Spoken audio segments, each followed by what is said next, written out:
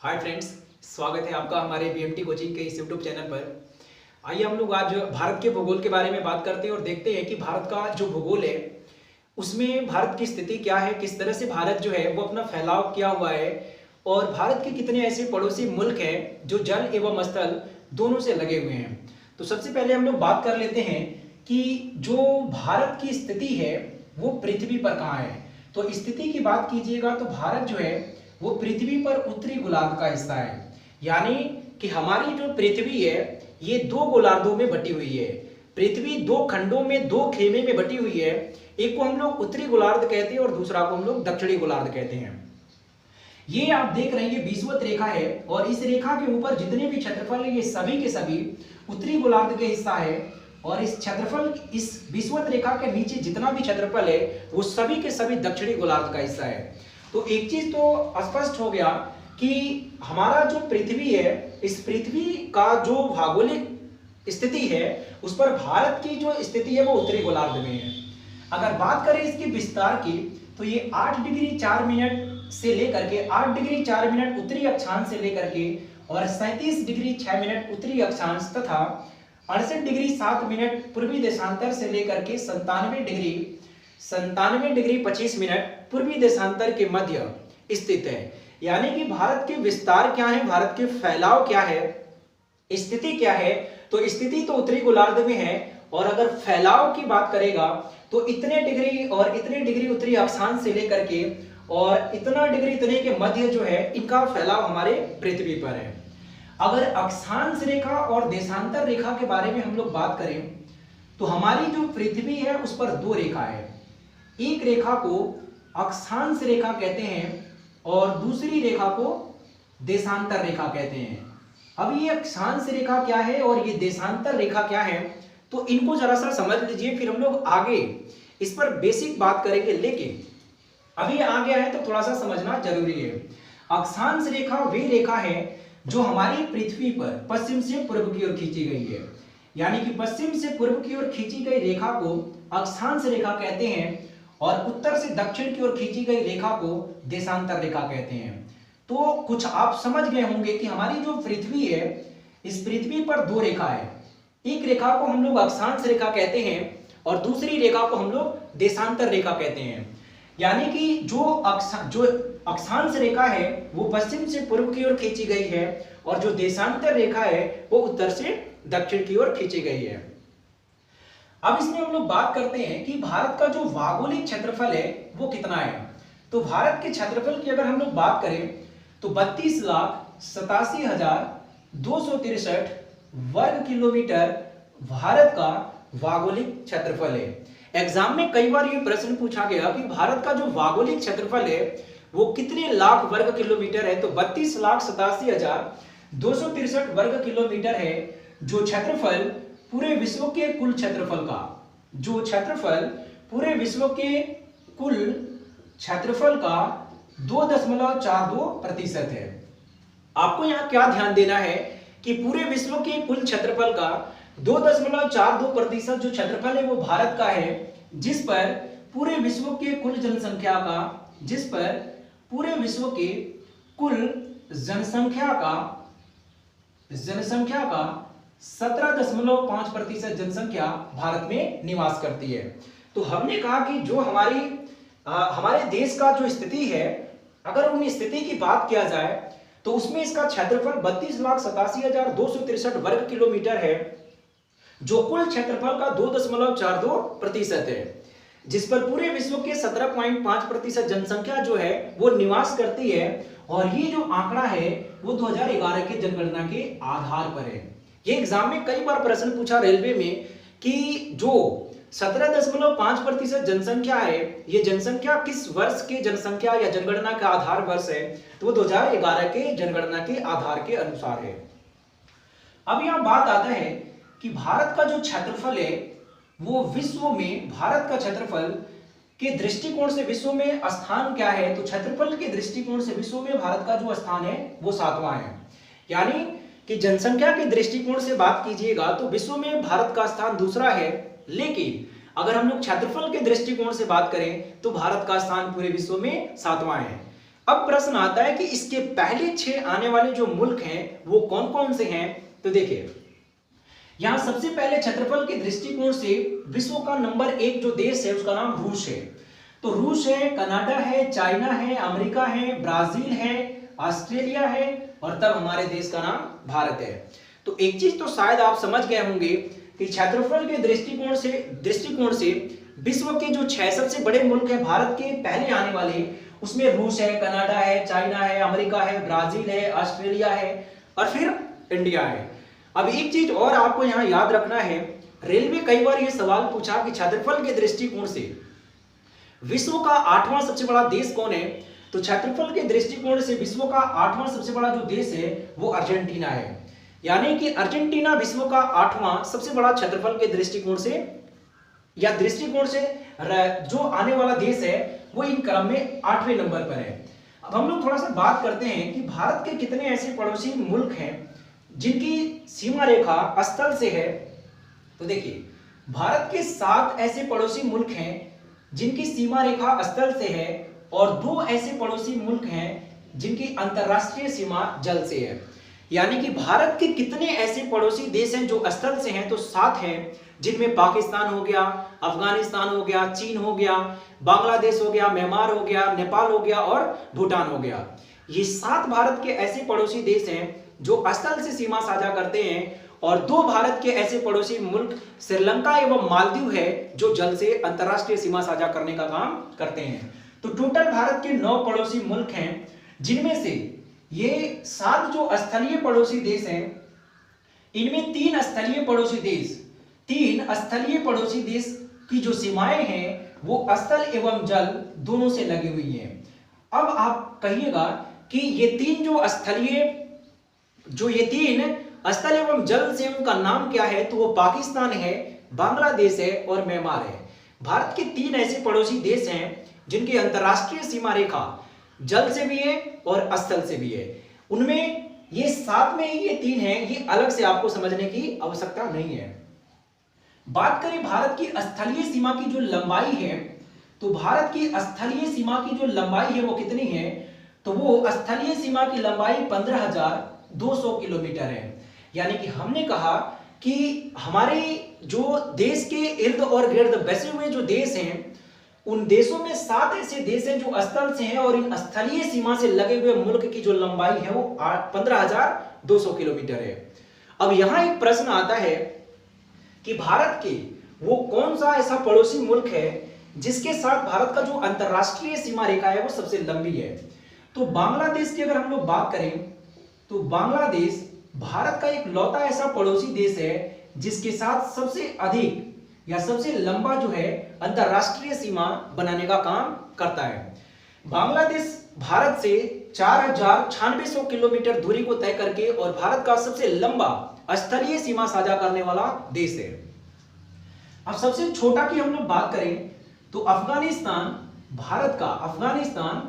भारत के साथ अंतरराष्ट्रीय सीमा साझा करने वाला सबसे छोटा मुल्क है जो मात्र 106 किलोमीटर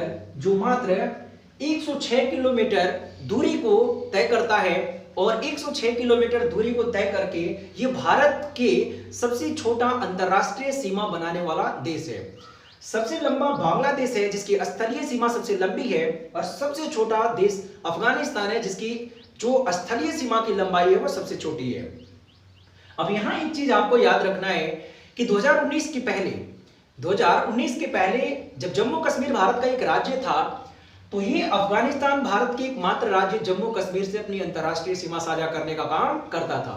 लेकिन 2019 में जम्मू कश्मीर विधेयक के द्वारा जब जम्मू कश्मीर का विभाजन कर दिया गया और जम्मू एंड कश्मीर अलग हुआ और लद्दाख अलग हो गया, उस समय से ये अफगानिस्तान जो है इसकी जो अंतरराष्ट्रीय सीमा रेखा है वो लद्दाख से लगी हुई है। तो आपको 2 चीज यहां रखना है।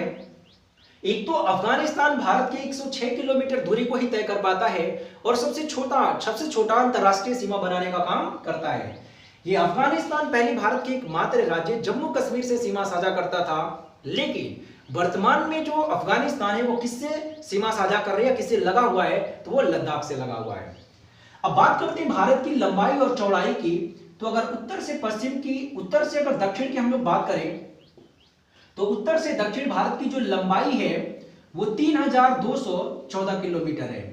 यानी कि लंबाई की बात करें तो कश्मीर से लेकर के कन्याकुमारी तक, यानी कि उत्तर से लेकर के दक्षिण तक भारत की जो लंबाई है वो 3214 किलोमीटर है। और पश्चिम से पूर्व की अगर हम लोग बात करें, पश्चिम से पूर्व की अगर हम लोग बात करें तो इसकी जो चौड़ाई है वो 2933 किलोमीटर है। तो बहुत ही आसान और सरल शब्दों में इसको समझिए कि जो 3214 किलोमीटर है ये भारत की लंबाई है और 2933 किलोमीटर है ये भारत की चौड़ाई है। तो इन चीजों को आप बिल्कुल याद रखिएगा। आगे हम लोग देखते हैं कि भारत के कितने ऐसे पड़ोसी मुल्क हैं या कितने ऐसे पड़ोसी राज्य हैं जो समुद्री तट रेखा से लगे हुए हैं। तो यहां आपको देखना है कि भारत के 9 राज्य और भारत के 5 केंद्र शासित प्रदेश, भारत के 9 राज्य और भारत के 5 केंद्र शासित प्रदेश की जो सीमाएं हैं, इनकी जो सीमाएं हैं वो समुद्री तट रेखा से लगी हुई है, समुद्री तट रेखा से लगी हुई है। एग्जाम में कई बार ये सवाल पूछा कि जो भारत के राज्य, कितने ऐसे राज्य और कितने केंद्र शासित प्रदेश हैं जिनकी जो सीमाएं हैं वो समुद्री तट रेखा से लगी हुई हैं। तो 9 राज्य और 5 केंद्र शासित प्रदेश, जिनमें इन 9 राज्यों की अगर लंबाई की हम लोग बात करें तो इन 9 राज्यों की जो लंबाई है, समुद्री तटीय लंबाई जो है वो 6100 किलोमीटर है, वो 6100 किलोमीटर है। तो यहां आपको ध्यान देना जरूरी है कि 9 राज्य और 5 केंद्र शासित प्रदेश की जो सीमाएं हैं वो समुद्री तट रेखा से लगी हुई हैं। अब हम लोग बात करते हैं कि भारत के जो सबसे अंतिम पॉइंट है या भारत के कितने ऐसे पड़ोसी देश हैं कि जिनके बीच कुछ जो विवादित सीमाएं हैं वो स्थित है। तो बहुत ही आसान शब्द में ये आप देख लीजिए और बहुत ही आसान शब्द में ये आपको समझ में आ जाएगा। सबसे पहले ये IRP है, I अर्थात इंडिया यानी कि भारत, P यानी कि पाकिस्तान और R यानी रेड क्लिफ रेखा, यानी कि भारत और पाकिस्तान को विभाजित करने वाली जो रेखा है उस रेखा का नाम रेड क्लिफ रेखा है। तो एक चीज तो शायद आप समझ गए होंगे कि भारत और पाकिस्तान को विभाजित करने वाली रेखा या भारत और पाकिस्तान के बीच स्थित जो रेखा है उसका नाम रेड क्लिफ रेखा है। फिर दूसरी की हम लोग बात करें तो ये IMC है, I अर्थात इंडिया यानी कि भारत, C यानी कि चाइना यानी चीन और M यानी कि मैकमोहन रेखा, मैकमोहन रेखा, यानी कि भारत और चीन को विभाजित करने वाली जो रेखा है या भारत या चीन के मध्य स्थित जो रेखा है उस रेखा का नाम मैकमोहन रेखा है। तो आपको क्या ध्यान देना है कि भारत और चीन को विभाजित करने वाला जो रेखा है उसका नाम मैकमोहन रेखा है। तीसरा नंबर है, ये तीसरा नंबर IPS यानी कि I अर्थात इंडिया, S यानी कि श्रीलंका और P यानी पाक जल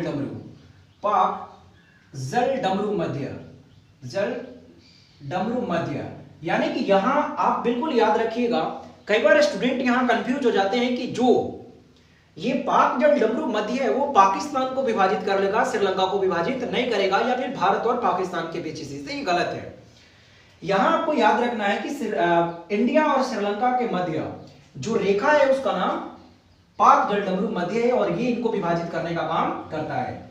अगला एक और है ADP, A यानी कि अफगानिस्तान, P यानी पाकिस्तान और D यानी डुरंड रेखा, अब एक चीज तो यहां बहुत ही कॉमन है, और क्या है, जिस समय डुरंड रेखा का निर्माण हुआ उस समय ये डुरंड रेखा भारत और अफगानिस्तान को विभाजित करने का काम करता था, लेकिन देश के बंटवारे के बाद डुरंड रेखा का भी बंटवारा हुआ और डुरंड रेखा तब से लेकर के अभी तक जिस देश को विभाजित करता है उन दोनों का नाम पाकिस्तान और अफगानिस्तान है। यहां क्या चीज आपको याद रखना है, सवाल एग्जाम में पूछता है कि निर्माण के दौरान डुरंड रेखा किन दो देशों को विभाजित करता था, तो उन देशों के नाम है भारत और अफगानिस्तान। लेकिन वर्तमान में जो डुरंड रेखा है वो किसको विभाजित करने का काम कर रहा है, तो वर्तमान में ये डुरंड रेखा अफगानिस्तान और पाकिस्तान को विभाजित करने का काम कर रहा है। तो यहां एक बार इसको रिकॉल करिए, ये इंडिया और पाकिस्तान के बीच जो रेखा है वो रेड क्लिफ है, ये इंडिया और चाइना के बीच जो रेखा है मैकमोहन रेखा है। ये इंडिया और श्रीलंका के बीच जो है वो पाकजल डमरू है। अफगानिस्तान और पाकिस्तान के बीच है वो डुरंड रेखा है। अब हम लोग भारत के सबसे उत्तरी और भारत के सबसे पूर्वी, दक्षिणी और पश्चिमी पॉइंट को देखते हैं कि वो कौन से हैं। तो देखिए ये भारत की चौहद्दी है, यहां से भारत की स्थितियां जो है वो समाप्त हो जाती है और ये भारत के सबसे अंतिम पॉइंट भी माने जाते हैं। तो यहां आपको क्या ध्यान देना है, यहां आपको सिर्फ यही ध्यान देना है कि भारत के सबसे अंतिम पॉइंट का नाम क्या है, क्योंकि इस पॉइंट के बाद कोई देश की शुरुआत होती है, कोई सागर महासागर का शुरुआत होता है।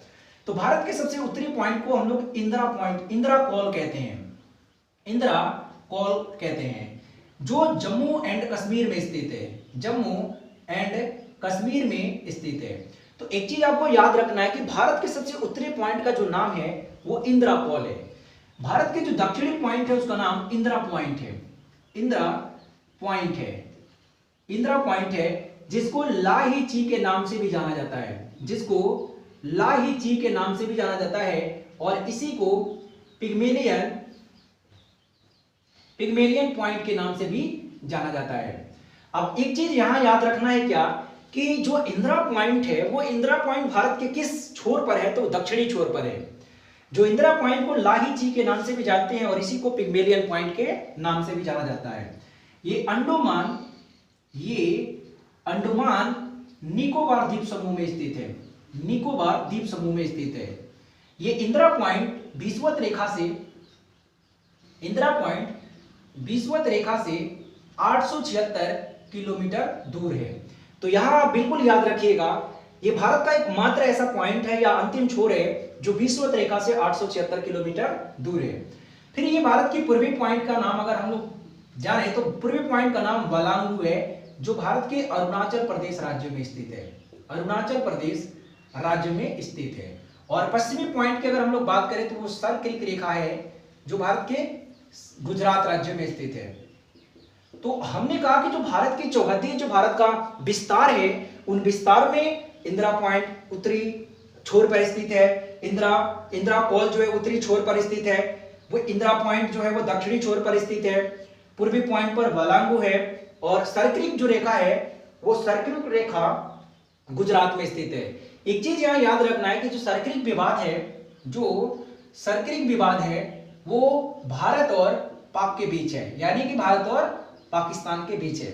तो ये सब के सब भूगोल में कुछ इतिहास, भूगोल में कुछ भारत के परिचय रहे और उनमें हमने देखा कि भारत की जो आंतरिक और बाह्य क्षेत्र हैं वो किस किस रूप में अपने आप को डेवलप करने का काम किए हुए हैं, या फिर वो अपने आप को कैसे बनाने का काम किए हुए, किस रूप में वो हमारे सामने प्रदर्शित होते हैं।